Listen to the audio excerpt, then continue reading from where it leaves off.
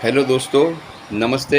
मैं Vikas Trivedi worship tree be free में आज आपका स्वागत है। आज से हम नक्षत्र के आराध्य वृक्षों की श्रृंखला शुरू कर रहे हैं। उसमें पहला नक्षत्र है, जैसे कि हमने कल देखा कि अश्विनी से लेके रेवती तक नक्षत्र है। मेष राशि से लेके मीन राशि में समाये हुए 27 नक्षत्र है। ऐसे 28 नक्षत्र है जो एक मकर राशि में अभिजीत नक्षत्र आता है। मगर शास्त्र के हिसाब से, जो हमारे नारद पुराण के हिसाब से, वराह संहिता के हिसाब से, बृहद संहिता के हिसाब से, ज्योतिष रत्नाकर के हिसाब से 27 नक्षत्र है। 12 राशियाँ 27 नक्षत्र में विभाजित हुई है। तो एक नक्षत्र 13 अंश और 20 कला का है और एक नक्षत्र का चरण 3 अंश 20 कला का है। तो जैसे कि देखा जाए कि हम सब परेशान रहते हैं, ज्योतिष के पास जाते हैं, हम पंडित पुरोहित के पास जाते हैं, हमारी समस्याओं का समाधान हमें मिलता नहीं है। तो हम कभी देखते हैं कि लाल किताब के हिसाब से हम चलते हैं तो उसके कोई टोटके या उसके कोई रेमेडीज़ हमको काम नहीं आती है। कोई वैदिक ज्योतिष के हिसाब से हम चलते हैं तो हम जिसको दिखाते हैं, क्योंकि सबका चंद्र अलग है, तो हम सबके पास जाएंगे थोड़ा थोड़ा अलग अलग प्रिडिक्शन आता है। कोई बोलते हैं वेस्टर्न एस्ट्रोलॉजी, कोई बोलते हैं अपना जो जो निरियन ज्योतिष से सलाह मांगते हैं हम।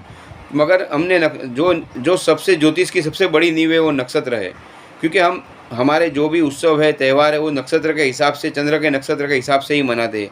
जैसे कि राम का जन्म है तो हम पुष्य नक्षत्र में मनाते हैं, कृष्ण का जन्म भगवान का जन्म हम रोहिणी नक्षत्र में मनाते हैं। तो नक्षत्र दशहरा हम श्रवण नक्षत्र में मनाते हैं। दिवाली हम स्वाति नक्षत्र में, जो दिवाली का नक्षत्र है, मनाते हैं। तो नक्षत्र के आराध्य देव और नक्षत्र के आराध्य मंत्र, नक्षत्र की आराध्य जड़ी बूटियाँ, नक्षत्र की आराध्य धारण औषधियाँ है। और हर एक नक्षत्र का खुद एक नक्षत्र का अधिपति देवता है। नक्षत्र के अधिपति, अब समझो कि अश्विनी नक्षत्र है तो उसका अधिपति, अश्विनी नक्षत्र मेष राशि में आता है, तो मेष राशि में मंगल का भी अधिपत्य रहेगा। अश्विनी नक्षत्र का मालिक केतु है, मीन्स उस पर केतु रूल करता है, वो हमने आज तक जाना है।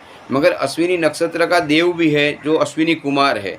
अश्विनी नक्षत्र की तारक संख्या है, जो तारक संख्या अश्विनी नक्षत्र की 3 तारक संख्या है। और अश्विनी नक्षत्र को जैसे कि ग्रीक एस्ट्रोलॉजी में अल्फ़ा और बीटा और गामा एरातिस बोला गया है, जो हर एक तारे के एक नाम है। तो बीटा और गामा एरातिस बोला गया है। और अश्विनी नक्षत्र का मालिक केतु होने के बावजूद भी हम केतु की जो भी रेमेडी करते हैं तो हमको उसके रिजल्ट्स नहीं मिलते हैं।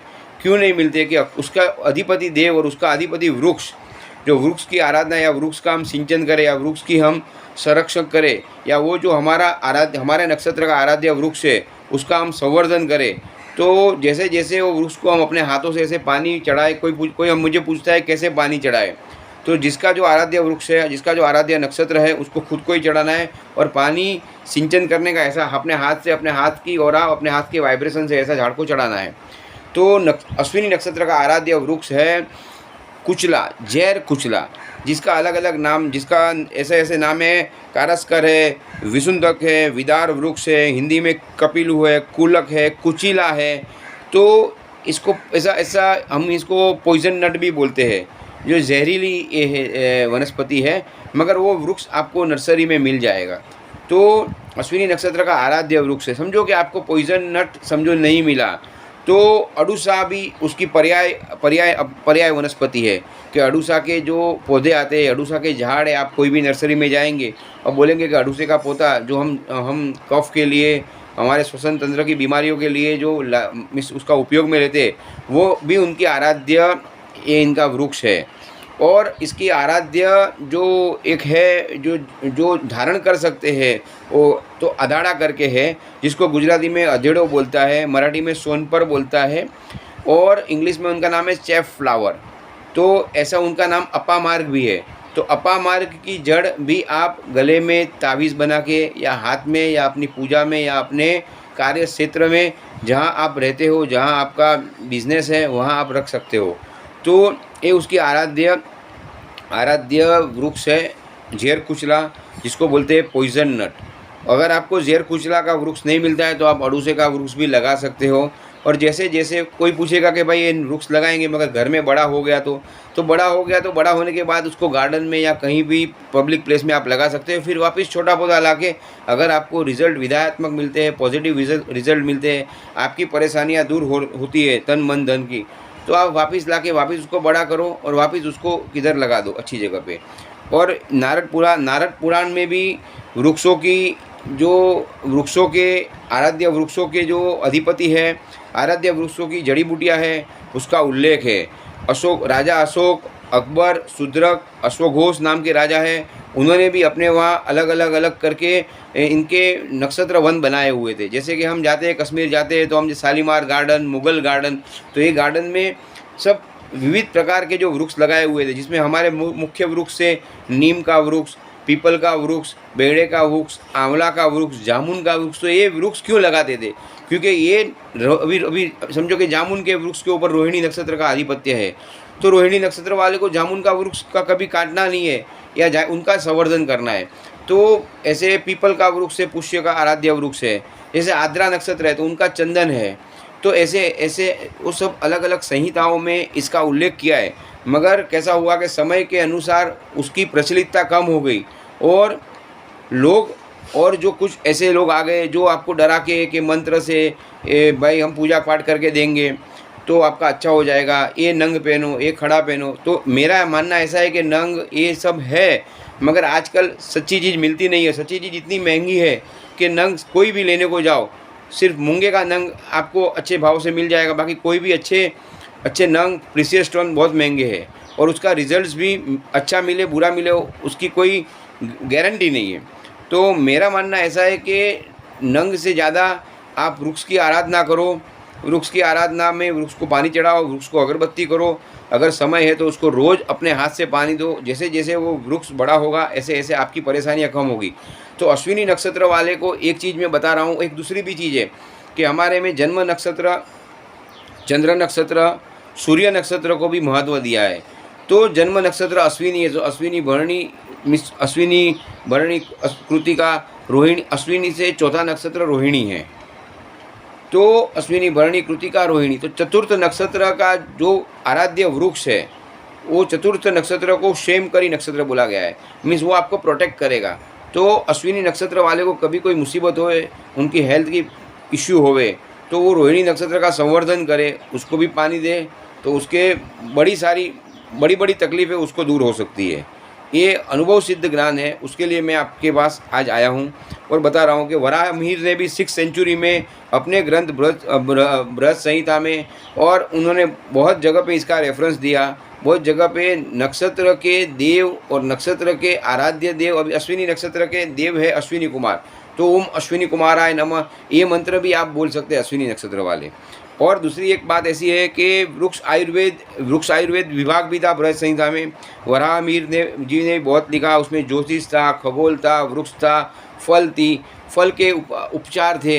तो अपना हमारा हिंदू संस्कृति का ज्योतिष और समग्र ज्योतिष इतना बड़ा है कि वो एक समंदर जैसा है।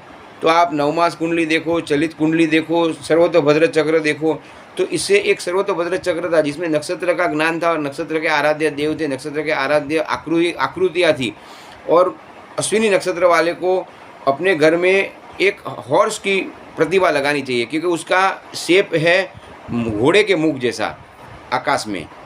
तो अश्विनी नक्षत्र वाले को अपने घर में, अपने व्यवसाय क्षेत्र में घोड़े के मुख का एक चित्र भी लगाना चाहिए। उसकी तारक संख्या है 3, उसको 3 नंबर की कोई भी चीज़ हो वो उसके लिए लक्की पुरवार होगी। उसको पॉइजन नट, जहर कुचला झाड़ का संवर्धन करना चाहिए, उसको रोज़ पानी चढ़ाना चाहिए, वो नहीं मिलता है तो अड़ूसा का पानी चढ़ाना चाहिए। और अगर उसको कोई ताबीज़ पहन के कोई जड़ पहननी है तो वो अधेड़ो करके है, गुजराती में जिसको अधेड़ो बोलता है या अपामार्ग बोलते हैं हम हिंदी में, अपामार्ग की जड़ वो धारण करे तो उनके बड़े से बड़े मुसीबत तकलीफ़ें हल हो सकती है। तो ये आज अश्विनी नक्षत्र के बारे में हमने एक प्रकाश डाला है। और मेरे भाइयों बहनों और मित्रों, मैं एक चीज़ बता रहा हूँ कि कभी भी आप कोई भी चीज़ के अनुष्ठान शुरू करने के पहले अपने गुरुदेव, अपने माता पिता, अपने पितृ, अपने कुल देवी, अपने कुल देवत, उनको नमन करके ये चीज़ का आप शुरुआत करेंगे। अच्छे दिन में शुद्ध पक्ष से आप means increasing light of moon, वहाँ से शुरू करेंगे तो इसके रिजल्ट्स और अच्छे मिलेंगे कि चंद्र मन का कारक है। ज्योतिष में भी चंद्र को मन का कारक क्या है, और चंद्र पानी का अधिपत्य है, चंद्र के ऊपर पानी का अधिपत्य है, और चंद्र लक्ष्मी का कारक है। और इंक्रीजिंग उनकी लाइट्स में या शुक्ल पक्ष में या शुद्ध पक्ष में आप कोई भी ऐसा अनुष्ठान शुरू करो तो आपको उसके रिजल्ट्स बहुत अच्छे मिलेंगे। ऐसी मेरी आपसे इच्छा है कि आप ये मेरे आपको जो मैंने समझाया, जो आपके ये जो अश्विनी नक्षत्र के ऊपर प्रकाश डाला, वो आप अगर आपका अश्विनी नक्षत्र है तो आप उसके उपाय उपचार करो और मुझे आप कमेंट बॉक्स में लिखो, लाइक करो, शेयर करो। और ज्योतिष डरने की नहीं है, ज्योतिष बोले तो इसकी ज्योत, अगर आपके पास अगर इसकी ज्योत है, इसकी ज्योति है तो आप संकट समय में बच सकते हो, और अगर संकट समय नहीं है तो अच्छे में बहुत अच्छा समय पा सकते हो। तो ऐसी मेरी आपसे एक निवेदन है कि अगर आपका अश्विनी नक्षत्र है तो आप ये उपचार कीजिए। जय सीताराम, जय नीम करोली बाबा, जय साई राम, और फिर मिलिएगा दोस्तों। नमस्ते।